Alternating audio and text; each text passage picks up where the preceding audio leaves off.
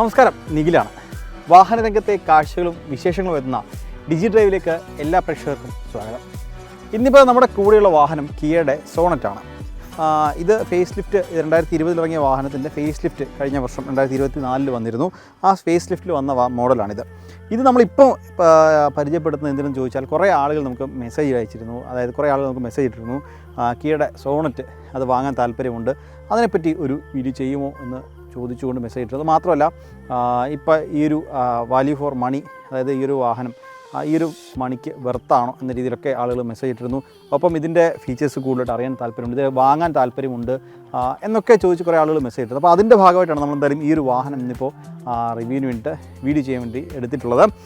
അപ്പോൾ നമുക്ക് ഈ വാഹനത്തിൽ വന്നു കഴിഞ്ഞാൽ ഫേസ് ലിഫ്റ്റ് വന്ന സമയത്ത് പ്രധാനമായും കുറച്ച് മാറ്റങ്ങളൊക്കെ ഈ വാഹനത്തിൽ കൊണ്ടുവന്നിട്ടുണ്ട്. അത് പ്രധാനമായിട്ടുള്ളത് ഈ ഒരു ഗ്രില്ലിലാണ്. ഗ്രില്ലിൽ കുറച്ചധികം മാറ്റങ്ങൾ കൊണ്ടുവന്നിട്ടുണ്ട്. നമുക്ക് കാണുമ്പോൾ തന്നെ മനസ്സിലാവും പുതിയ രീതിയിലുള്ള ഗ്രില്ലുകളാണ് നൽകിയിട്ടുള്ളത്. താഴെ എയർ ഡാമിലേക്ക് വരുമ്പോൾ അവിടെയും കുറച്ച് മാറ്റങ്ങളൊക്കെ നൽകിയിട്ടുണ്ട്. ഇനി പ്രധാനപ്പെട്ട ഒരു ആകർഷണം അല്ലെങ്കിൽ മാറ്റം എന്ന് പറയുന്നത് അത് ഈ ഒരു ഹെഡ് ലാമ്പാണ്. ഈ head lamp unit, DRL unit അത് പൂർണ്ണമായും മാറ്റിയിട്ടുണ്ട്. അതിൻ്റെ ഡിസൈൻ പൂർണ്ണമായും മാറ്റിയിട്ടുണ്ട്. അതായത് നമ്മൾ ഈ മഹേന്ദ്രയിൽ നിന്നൊക്കെ ഇൻസ്പയർഡ് ആയിട്ടുള്ള ഒരു ഈ ഒരു DRL എന്ന് പറയാൻ സാധിക്കും. കാരണം ഇങ്ങനെ ഒരു DRL ആണ് നൽകിയിട്ടുള്ളത്. മനോഹരമാണ്. ഇവിടെ ഐസ് ക്യൂബ് ഡിസൈനുള്ള ഹെഡ് ലാമ്പാണ് നൽകിയിട്ടുള്ളത്. അത് മനോഹരം. അത് 3 പാർട്ടായിട്ടാണ് നൽകിയിട്ടുള്ളത്. വളരെ മനോഹരം. താഴേക്ക് വരുമ്പോൾ ഇവിടെയാണ് ഫോഗ് ലാമ്പ് നൽകിയിട്ടുള്ളത്. ഒരു ഹൊറിസോണ്ടൽ ലൈൻ ഡിസൈനിലാണ്.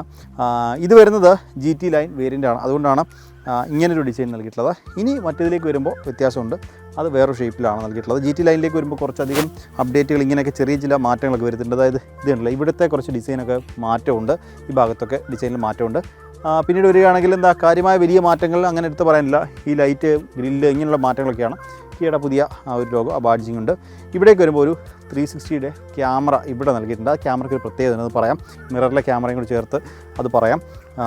എന്തായാലും അതാണ് മുൻഭാഗത്തെ കാഴ്ചകൾ.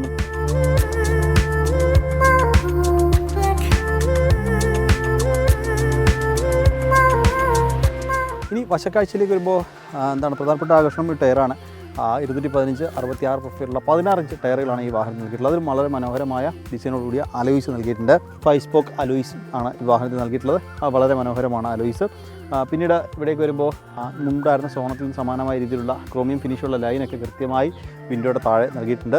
നേരത്തെ പറഞ്ഞ കാര്യം, മിററിലേക്ക് വരുമ്പോൾ മിററിൽ ടെൻ ഇൻഡിക്കേറ്റർ നൽകിയിരിക്കുന്നു. താഴെ 360 ക്യാമറ നൽകിയിരിക്കുന്നു. ക്യാമറ പ്രത്യേകത എന്ന് ചോദിച്ചാൽ ഈ ഒരു വാഹനം ADAS ലെവൽ 1 ആണ് ഈ ഒരു വാഹനത്തിൽ വരുന്നത്. അതുകൊണ്ട് തന്നെ ഈ ഒരു 360 ക്യാമറകൾ ഉപയോഗിച്ചിട്ടാണ് അത് വർക്ക് ചെയ്യുന്നത് എന്നുള്ളതാണ് ഏറ്റവും ശ്രദ്ധേയകരമായ കാര്യം. അതായത് നമുക്ക് കൃത്യമായ ADASൻ്റെ വാണിങ്ങുകൾ, ഒപ്പം ഈ ഒരു ലെയിൻ ചേഞ്ച്, ലെയിൻ കീപ്പ് അസിസ്റ്റുകൾ, ഇതൊക്കെ നൽകുന്നത് ഈ 360 ഡിഗ്രിയുടെ ക്യാമറകൾ ഉപയോഗിച്ചിട്ടാണ് എന്നുള്ളതാണ് ഏറ്റവും പ്രധാനപ്പെട്ട സവിശേഷത. അതായത് 2 മിററിലും മുൻപിലും ബാക്കിലും ഈ ക്യാമറകൾ ഉപയോഗിച്ചിട്ടാണ് ഈ ഒരു നമുക്ക് 360 ഡിഗ്രിയുടെ ക്യാമറകൾ ഉപയോഗിച്ചിട്ടാണ് നമുക്ക് ADASൻ്റെ സപ്പോർട്ട്, ADAS ലെവൽ 1 ആണ് ഈ ഒരു വാഹനത്തിൽ വരുന്നത്. അതുകൊണ്ട് തന്നെ ADASൻ്റെ സപ്പോർട്ട് തരുന്നത് ഈ ക്യാമറകൾ. അതായത് നമുക്ക് നേരത്തെ ഞാൻ പറഞ്ഞതുപോലെ ലെയിൻ കീപ്പ്, ലെയിൻ അസിസ്റ്റ്, അങ്ങനെ നിരവധി ഫീച്ചേഴ്സ് വരുന്നുണ്ട്. ഒപ്പം തന്നെ നമ്മൾ ഈ ലെയിൻ ചേഞ്ച് ചെയ്യുന്ന സമയത്തൊക്കെ കൃത്യമായി വാഹന സ്റ്റിയറിംഗ് നമുക്ക് വാണിംഗ് തരുന്ന രീതിയിൽ നൽകിയിട്ടുണ്ട്. അതായത് നമ്മളൊരു ലെയിൻ കീപ്പ് ഇട്ട് പോകുന്ന സമയത്ത് നമ്മൾ കൃത്യമായി ലൈനിൽ നിന്ന് ഒന്ന് മാറുകയാണെങ്കിൽ കൃത്യമായി വാഹനത്തിൻ്റെ സ്റ്റിയറിംഗ് തന്നെ നമ്മളെ ആ ലൈനിലേക്ക് തിരികെ കൊണ്ടുവരുന്ന രീതിയിൽ ആണ് ലെയിൻ കീപ്പ് അസിസ്റ്റൊക്കെ നൽകിയിട്ടുള്ളത്.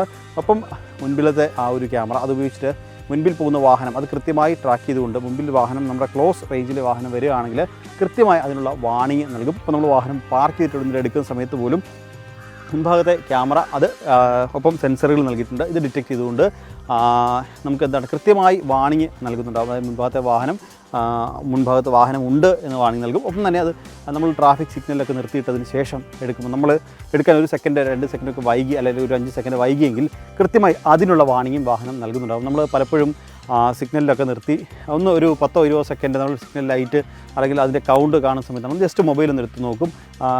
വാട്സപ്പിൽ മെസ്സേജ് പുതിയ വല്ല ഉണ്ടോ എന്നുള്ളതൊക്കെ നമ്മൾ ജസ്റ്റ് ഒന്ന് ചെക്ക് ചെയ്യാറുണ്ട്.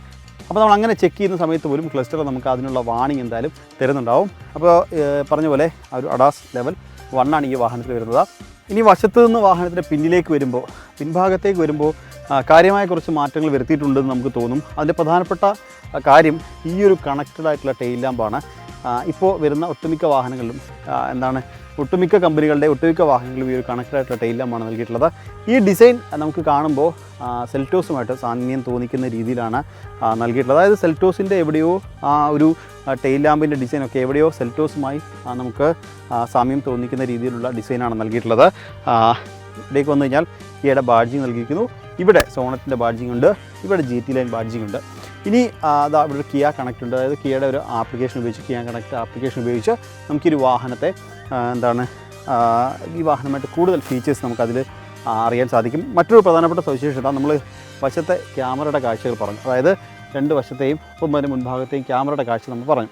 അതിലൊരു കാര്യം കൂടിയുണ്ട്. അതായത് കിയ കണക്റ്റ് ഉപയോഗിച്ചുകൊണ്ട് നമ്മളുടെ മൊബൈൽ ഫോൺ അത് നമുക്ക് ഈ വാഹനവുമായി കണക്ട് ചെയ്ത് കഴിഞ്ഞാൽ എവിടെ നിന്ന് വേണമെങ്കിലും ഈ ക്യാമറയുടെ വിഷ്വൽസ് നമുക്ക് നമ്മളുടെ മൊബൈലിൽ തന്നെ കാണാൻ സാധിക്കും. അതൊരു CCTV പോലെ നമ്മളുടെ വാഹനം എവിടെയെങ്കിലും പാർക്ക് ചെയ്തിട്ട് പോവുകയാണെങ്കിൽ അതിനുള്ള ദൃശ്യങ്ങൾ കൃത്യമായി നമ്മളുടെ മൊബൈലിൽ ലഭ്യമാകും. അങ്ങനെ ഈ കിയ കണക്റ്റ് ഉപയോഗിച്ചുകൊണ്ട് നമുക്ക് ആ മൊബൈലിൽ നമ്മളുടെ മൊബൈലിൽ ഈ ഒരു വാഹനത്തിൻ്റെ ദൃശ്യങ്ങൾ കാണാൻ സാധിക്കും എന്നുള്ളതൊരു പ്രത്യേകതയാണ്.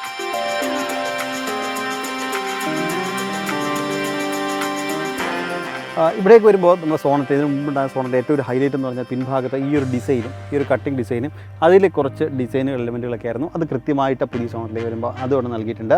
പിന്നീട് വരുമ്പോൾ എന്താണ് ഈ ഒരു ഡിയറിൽ വൈപ്പർ വാഷറൊക്കെ നൽകിയിട്ടുണ്ട്. മുകളിലേക്ക് വരുമ്പോൾ സ്പോയിലർ നൽകിയിട്ടുണ്ട്. ഇവിടെ സ്റ്റോപ്പ് ലാമ്പ് നൽകിയിട്ടുണ്ട്. മുകളിലൊരു ഷാർഫിൻ ആൻറ്റിനയും നൽകിയിട്ടുണ്ട്. ഇതാണ് പിൻഭാഗത്തെ കാഴ്ച. നേരത്തെ പറഞ്ഞ ഒരു GT ലൈൻ വേരിയൻറ്റ് എന്നുള്ള ബാഡ്ജിങ് നൽകിയിട്ടുണ്ട്. അവിടെ സോണറ്റിൻ്റെ ബാഡ്ജിങ് ഉണ്ട്. 360 ക്യാമറ, റിവേഴ്സിൻ്റെ ക്യാമറ ഇവിടെയാണ് നൽകിയിട്ടുള്ളത്. അപ്പോൾ പിൻഭാഗത്തെ കാഴ്ച ഇത്രയൊക്കെയാണ്. ഇത് താഴേക്ക് വന്നു കഴിഞ്ഞാൽ ഇവിടെ ഇതുണ്ടല്ലേ, ഇത് GT ലൈൻ ആയതുകൊണ്ടാണ് ഇവിടെ റിഫ്ലക്ടർ ഈ ഡിസൈൻ നൽകിയിട്ടുള്ളത്. വേരിയൻറ്റ് മാറുമ്പോൾ ഈ ഒരു ഡിസൈൻ അവിടെ നിന്ന് മാറും. ഈ ഒരു ഡിസൈനിലായിരിക്കില്ല. മറ്റു വേരിയൻറ്റിലേക്ക് വരുമ്പോൾ അവിടെ ഈ ഒരു റിഫ്ലക്ടറുകൾ ഉണ്ടാവുക. പിന്നെ ഇത്രയൊക്കെയാണ് ഈ ഒരു വാഹനത്തിൻ്റെ പിൻഭാഗത്തെ പ്രധാനപ്പെട്ട കാഴ്ചകൾ. ഇനി നമുക്ക് ഈ ഒരു ബൂട്ടിനുള്ളിലെ കാഴ്ചകൾ നോക്കാം.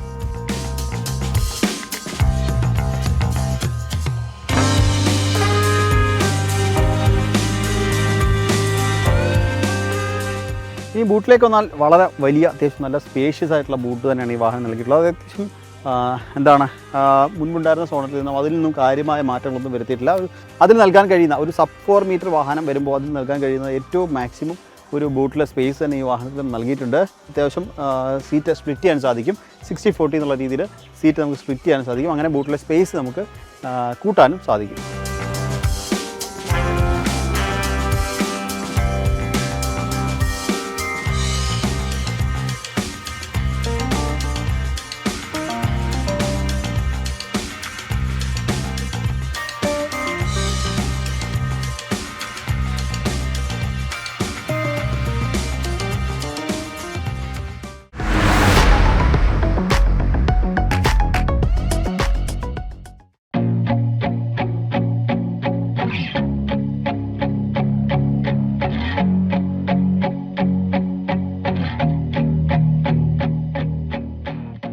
അപ്പോൾ എന്തായാലും നമ്മൾ ഈ ഒരു കിയ സോണറ്റിൻ്റെ പുറമേയുള്ള കാഴ്ചകൾ, അതായത് പുറത്ത് വന്ന കുറച്ച് അപ്ഡേറ്റുകൾ, അതായത് നമ്മൾ പറഞ്ഞ പോലെ ഹെഡ് ലാമ്പിലും DRLിലും ഒക്കെ വന്ന കുറച്ച് മാറ്റങ്ങൾ, ഇപ്പം ബമ്പറിലും ഗ്രില്ലിലും ഒക്കെ വന്ന മാറ്റങ്ങൾ നമ്മൾ കണ്ടു.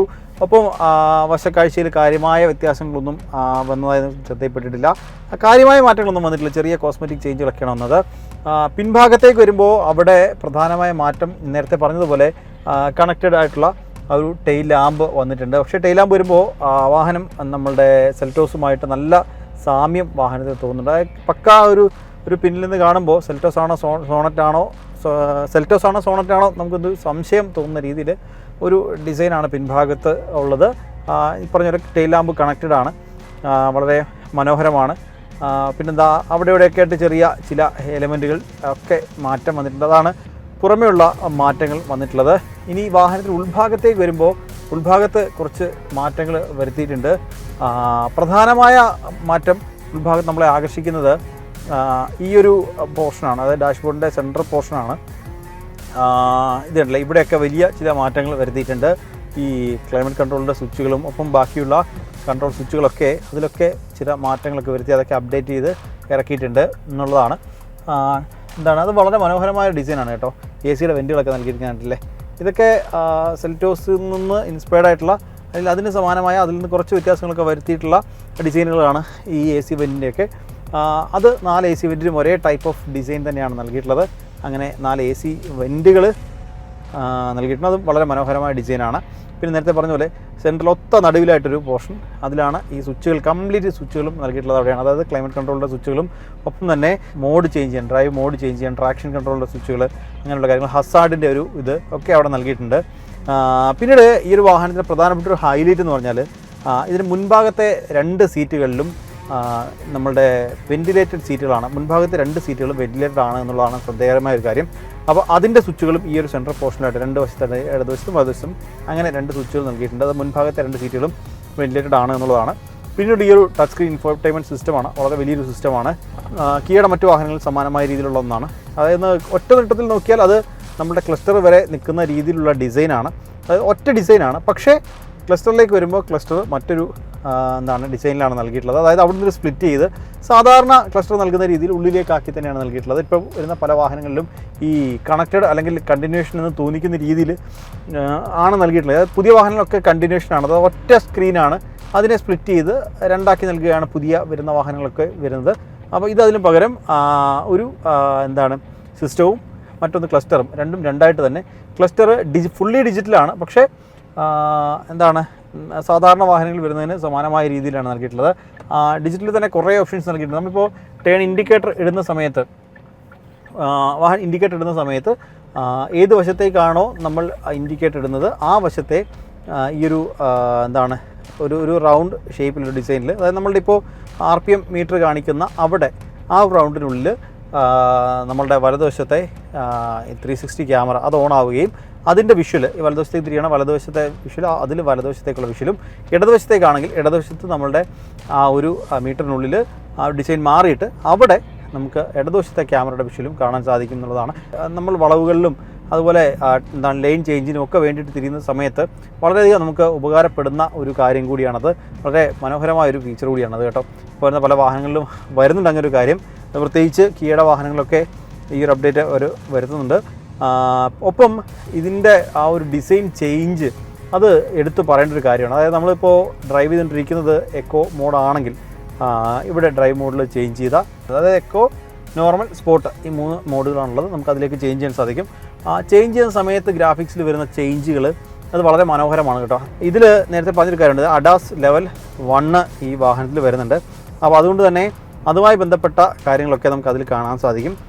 ഇപ്പോൾ പറഞ്ഞിട്ട് കാര്യം, lane change, lane keep assist, lane change assist, ഇതിങ്ങനെയുള്ള കാര്യങ്ങളൊക്കെ അതുമായി ബന്ധപ്പെട്ട വാണിങ്ങുകളൊക്കെ അവിടെ കാണിക്കും. ഒപ്പം എടുത്തു പറഞ്ഞ മറ്റൊരു കാര്യം കൂടിയുണ്ട്, നമ്മുടെ റോഡിലെ ഈ ഒരു സൈൻ ബോർഡുകൾ ഡിറ്റക്ട് ചെയ്തുകൊണ്ട് അത് വാഹനം നമുക്ക് തരും. അതായത് വാഹനം തന്നെ അനൗൺസ് ചെയ്യും, ഒപ്പം തന്നെ അതിൽ കൃത്യമായി എഴുതി കാണിക്കുകയും ചെയ്യും. അതായത് ഇപ്പോൾ ഈ റോഡിലെ സ്പീഡ് 40 ആണ് എന്നുള്ളത് നമുക്ക് വരുന്ന വഴിയിൽ സൈൻ ബോർഡ് ഉണ്ടായിരുന്നു, അത് കൃത്യമായി ട്രാക്ക് ചെയ്തുകൊണ്ട് 40 എന്നുള്ളത് നമ്മളുടെ ആ ഒരു ക്ലസ്റ്ററിനുള്ളിൽ കൃത്യമായി കാണിച്ചിട്ടുണ്ട് എന്നുള്ളതാണ് ശ്രദ്ധേയമായ ഒരു കാര്യം. പിന്നീട് നമ്മുടെ ഡ്രൈവ്, ഇപ്പോൾ നമ്മൾ ഏത് ഇതിലാണ് പൊയ്ക്കൊണ്ടിരിക്കുന്നത്, ഇപ്പോൾ D3, അപ്പോൾ ഏത് ഡ്രൈവിലാണ്, ഡ്രൈവ് 1, 2, 3, അതായത് ഏത് ഗിയറിലാണോ എന്നുള്ളതും കൃത്യമായി അതിനുള്ളിൽ തന്നെ കാണിക്കുന്നുണ്ട് എന്നുള്ളതാണ്.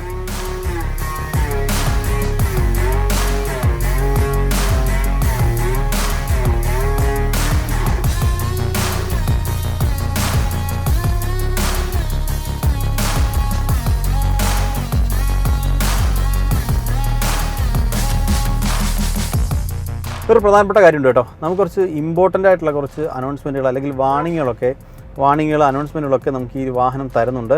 അതായത് നമ്മൾ ട്രാഫിക് സിഗ്നലിൽ കൊണ്ടിട്ട് നിർത്തുക എന്ന് വെച്ചോ. അപ്പോൾ നമ്മൾ ട്രാഫിക് നല്ല ഹെവി സിഗ്നലുണ്ട്, ആ സിഗ്നലിൽ കൊണ്ട് നമ്മൾ നിർത്തി, എന്നിട്ട് നമ്മൾ 1 മിനിറ്റ് ഒന്ന് മൊബൈൽ നോക്കുകയാണ്, അല്ലെങ്കിൽ ഇപ്പോൾ സിഗ്നൽ ആവാൻ ഒരു 40 സെക്കൻഡ്. അപ്പോൾ നമ്മൾ ജസ്റ്റ് നമ്മളുടെ മൊബൈൽ ഇവിടെ നിന്ന് എടുക്കുന്നു, നമ്മൾ നോക്കുന്നു. മൊബൈൽ നോക്കുന്ന സമയത്ത് ഈ സിഗ്നൽ മാറിയാൽ, മുമ്പിലെ വാഹനം മൂവ് ആയാൽ ഓട്ടോമാറ്റിക്കലി നമ്മുടെ വാഹനം നമുക്ക് വാണിംഗ് തരും. ഇതിനുള്ളിൽ നമ്മളുടെ ഒരു അലേർട്ട് വരും, മുമ്പിലുള്ള വാഹനം നീങ്ങി നമുക്കും നീങ്ങാം എന്ന് പറഞ്ഞിട്ട് ഒരു വാണിംഗ് അല്ലെങ്കിൽ ഒരു ഇൻഫോ നമുക്ക് തരുന്നുണ്ടാവും. മറ്റൊരു കാര്യം, നമ്മൾ ഒരേ പൊസിഷനിലിരുന്ന് കുറേ നേരമായിട്ട് നമ്മൾ വാഹനം ഓടിച്ചുകൊണ്ടിരിക്കുകയാണ്. അപ്പോൾ നമുക്ക്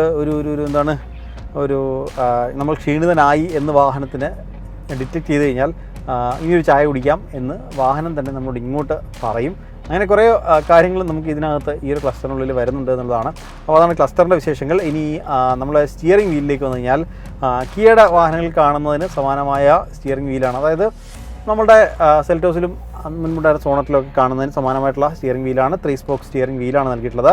ഇതിൽ ഇടതുവശത്തായിട്ട് നമ്മളുടെ ഫോണിൻ്റെ കൺട്രോളുകൾ, ഒപ്പം തന്നെ വോളിയം കൺട്രോൾ, ഫോണിൻ്റെ കൺട്രോൾ സ്വിച്ചുകളൊക്കെ ആയിട്ട്, അതായത് നമ്മളുടെ ഈ ഒരു ഇൻഫോർടൈൻമെൻറ്റ് സിസ്റ്റത്തിലുള്ള ആവശ്യമായ കുറച്ച് കൺട്രോൾ സ്വിച്ചുകളൊക്കെയാണ് ഇവിടെ നൽകിയിട്ടുള്ളത്.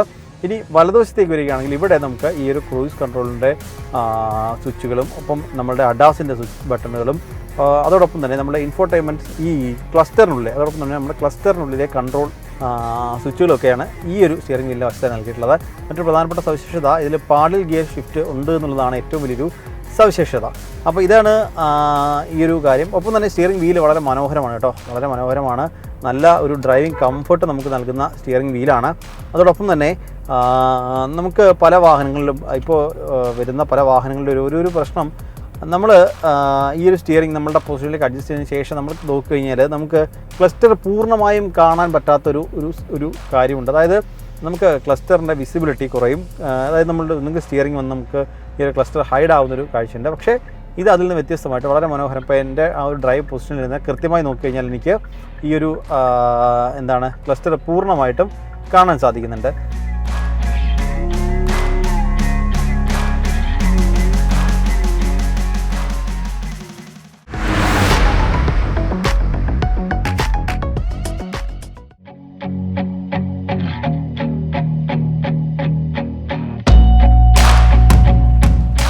യെസ്, അപ്പോൾ നമ്മൾ ഈ ഒരു ലുക്കും കാര്യങ്ങളൊക്കെ നോക്കി.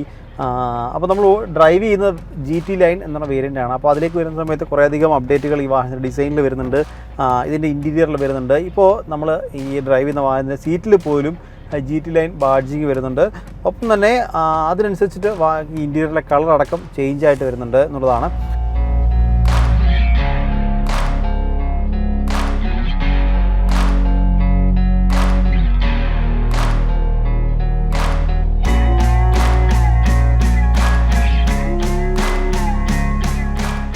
മൂന്ന് എൻജിൻ ഓപ്ഷനുകളിൽ ഈ ഒരു വാഹനം ലഭ്യമാണ്. അതിൽ ആദ്യത്തേത് 1.2 ലിറ്ററിൻ്റെ നാച്ചുറൽ ആസ്പിറേറ്റഡ് ആയിട്ടുള്ള എഞ്ചിനാണ്, 1.2 ലിറ്ററിൻ്റെ. രണ്ടാമത് വരുന്നത് 1 ലിറ്റർ ടർബോ പെട്രോൾ എഞ്ചിനാണ്. മൂന്നാമത്തേത് 1.5 ലിറ്ററിൻ്റെ ഡീസൽ എഞ്ചിനാണ്. അങ്ങനെ 3 എഞ്ചിൻ ഓപ്ഷനുകളിൽ ഈ ഒരു വാഹനം അവൈലബിൾ ആണ്. അതിൽ തന്നെ ഇപ്പോൾ നമ്മൾ ഡ്രൈവ് ചെയ്യുന്നത് വാഹനം DCT മോഡലാണ്. അങ്ങനെ വാഹനം അതിനനുസരിച്ചിട്ട് ഓരോ വേരിയൻ്റ് എഞ്ചിൻ ഓപ്ഷനുകളിൽ ഒക്കെ ആയിട്ട് കുറേ വേരിയൻറ്റുകൾ വാഹനം അവൈലബിൾ ആണ്. ഇപ്പോൾ നമ്മൾക്ക് DCT അവൈലബിൾ ആണ്, മാനുവൽ അവൈലബിൾ ആണ്, ഓട്ടോമാറ്റിക് അവൈലബിൾ ആണ്, DCT അവൈലബിൾ ആണ്. അങ്ങനെ കുറേ ഓപ്ഷനുകളിൽ ഈ ഒരു വാഹനം അവൈലബിൾ ആണ്.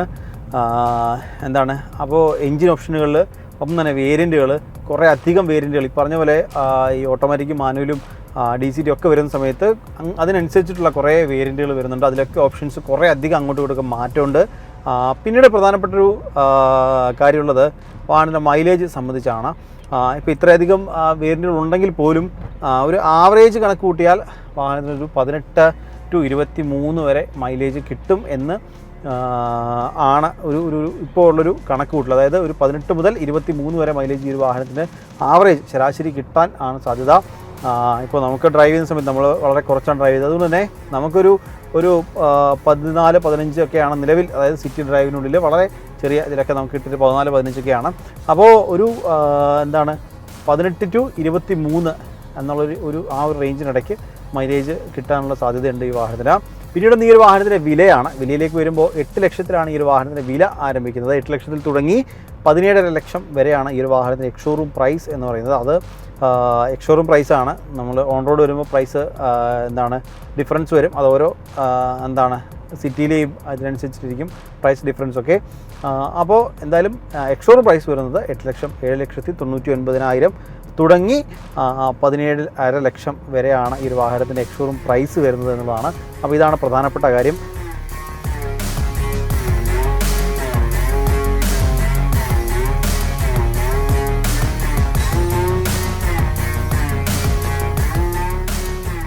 ഇനി അറിയേണ്ടത് ഈ ഒരു വാഹനം ഓടിക്കുമ്പോൾ എങ്ങനെയുണ്ടെന്നുള്ളതാണ്. നമ്മളിപ്പോൾ ഓടിക്കുന്ന ഒരു DCT വേരിയൻ്റാണ്, GT ലൈനാണ്. അപ്പോൾ ഇതിൻ്റെ ഒരു പെർഫോമൻസിലേക്ക് വരികയാണെങ്കിൽ വളരെ മനോഹരമായൊരു പെർഫോമൻസാണ് ഈ വാഹനം നമുക്ക് നൽകുന്നത്. പിന്നെ ചെറിയൊരു ഇനീഷ്യൽ ലാഗ് വരുന്നുണ്ട്. അതായത് നമ്മൾ നിർത്തിയെടുക്കുമ്പോഴോ അത് ചവിട്ടിയെടുക്കുമ്പോഴോ ഇനീഷ്യൽ ലാഗുണ്ട്. പക്ഷേ അത് നമ്മൾ ഒരു ഡ്രൈവ് മോഡ് ചേഞ്ച് ചെയ്ത് ഇപ്പോൾ നമ്മൾ നോർമൽ എന്നുള്ള സ്പോട്ടിലേക്കൊക്കെ ഇട്ടിട്ട് എടുക്കുമ്പോൾ ആ ഒരു ലാഗ് നമുക്ക് മാറിക്കിട്ടും. ഒപ്പം തന്നെ അല്ലെങ്കിൽ നമുക്ക് ഇത് മാനുവലിലേക്ക് ചേഞ്ച് ചെയ്തിട്ട് നേരത്തെ പറഞ്ഞ പോലെ പാഡ് ഗിയർ ഷിഫ്റ്റ് ഉണ്ട്, നമുക്ക് അങ്ങനെയും ഉപയോഗിക്കാം. പക്ഷേ എന്നിരുന്നാൽ തന്നെയും വളരെ മികച്ചൊരു പെർഫോമൻസാണ് വാഹനം നൽകുന്നത്. ഒപ്പം തന്നെ വാഹനത്തിൻ്റെ ഒരു സസ്പെൻഷൻ അതും എടുത്ത് പറഞ്ഞേ മതിയാവുള്ളൂ. നോർമൽ റോഡിനപ്പുറത്തേക്ക് കുറച്ച് റഷായിട്ടുള്ള റോഡുകളിലൊക്കെ ആണെങ്കിൽ പോലും വളരെ മനോഹരമായിട്ട് കൊണ്ടു നടക്കാൻ സാധിക്കും.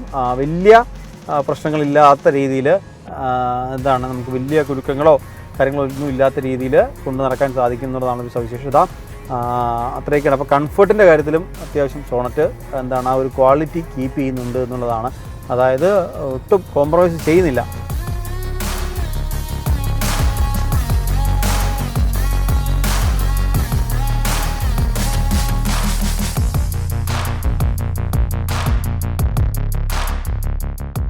അപ്പോൾ നമ്മൾ ഇത്രയും നേരം കണ്ടുകൊണ്ടിരുന്നത് കിയ സോണറ്റിലൊരു യാത്രയായിരുന്നു. അപ്പോൾ നമുക്ക് ഇന്ന് ഈ ഒരു ഷൂട്ടിന് വേണ്ടിയിട്ട് വാഹനം നൽകിയിട്ടുള്ളത് കേരളത്തിൽ തന്നെ ഏറ്റവും വലിയ കിയ ഡീലർഷിപ്പായിട്ടുള്ള ഇൻഡിയോൺ കിയ ആണ്. എനിക്ക് ഈ ഒരു വാഹനം ടെസ്റ്റ് ഡ്രൈവിനൊക്കെ വേണമെങ്കിൽ അവരെ സമീപിച്ചാൽ അവർ അതിനുള്ള സൗകര്യം അല്ലെങ്കിൽ സജ്ജീകരണങ്ങൾ ഒരുക്കി തരും. അതുപോലെ നേരത്തെ നമ്മൾ തുടക്കത്തിൽ പറഞ്ഞതുപോലെ കുറേ ആളുകളൊക്കെ നമ്മളോട് ചോദിച്ചതിൻ്റെ പേരിലാണ് നമ്മൾ ഈ ഒരു കിയ സോണറ്റ് ഇന്നെടുത്ത് ഒരു ഡ്രൈവ് ചെയ്യാം എന്ന് വിചാരിച്ചത്. അത്തരത്തിൽ നിങ്ങൾക്ക് ഇഷ്ടപ്പെട്ട നിങ്ങളുടെ ഫേവറേറ്റ് വാഹനങ്ങൾ അല്ലെങ്കിൽ ഏതൊരു വാഹനങ്ങളൊക്കെ ഇത്തരത്തിൽ ഫീച്ചർ ചെയ്യണം അല്ലെങ്കിൽ അതൊന്ന് ഡ്രൈവ് ചെയ്യണം, അതിൻ്റെ വിശേഷങ്ങൾ പങ്കുവെക്കണം എന്നൊക്കെ ആഗ്രഹമുണ്ടെങ്കിൽ അത് ഈ വീഡിയോയ്ക്ക് താഴെ നമ്മളുടെ സോഷ്യൽ മീഡിയ പേജുകളിൽ കമൻറ്റായിട്ട് രേഖപ്പെടുത്തുക, അല്ലെങ്കിൽ നമുക്ക് മെസ്സേജ് അയച്ചു കഴിഞ്ഞാൽ നമ്മൾ അതിനുള്ള സൗകര്യം അല്ലെങ്കിൽ ആ വാഹനം നമ്മൾ ഫീച്ചർ ചെയ്യുന്നതായിരിക്കും. അപ്പോൾ എന്തായാലും ഡിജി ഡ്രൈവിൻ്റെ ഈ ഒരു അധ്യായം അത് ഇവിടെ പൂർണ്ണമാവുകയാണ്. പുതിയ വാഹനം പുതിയ വിശേഷങ്ങളുമായിട്ട് പുതിയ വീഡിയോയിൽ കാണാം. This is M Nikhil Kumar signing off.